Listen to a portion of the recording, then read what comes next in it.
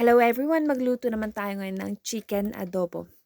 As usual, ready lang ulit natin dito yung sangkap natin. Magsasaute tayo dito ng ginger, tsaka natin susunod yung onion tsaka garlic. Mix hanggang sa lumabas yung aroma. Pwede natin lagay yung nagayat-gayat nating chicken. Remember, depende kung anong mga desired size natin. Ganyan. So kapag na-sear na natin, pwede natin lagyan ng water.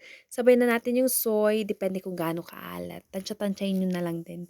Same din sa vinegar, depende kung gaano kaasim. Lagyan na din natin ng sugar, pepper. Tapos simmer natin yan ng 15 to 20 minutes. Tsaka natin susunod yung potato, laurel leaves at tsaka chicken nor cubes. Optional naman kung gusto nyo.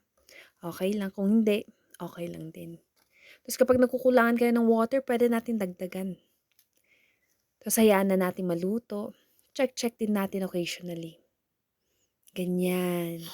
Tapos ready na ninyo yung mga bowls ninyo. Ready to serve. O, diba? Ang bango, ang sarap, nakakamiss nga lang magluto, diba? Kaya nagluto tayo. Okay na yan. Ciao! Bye-bye!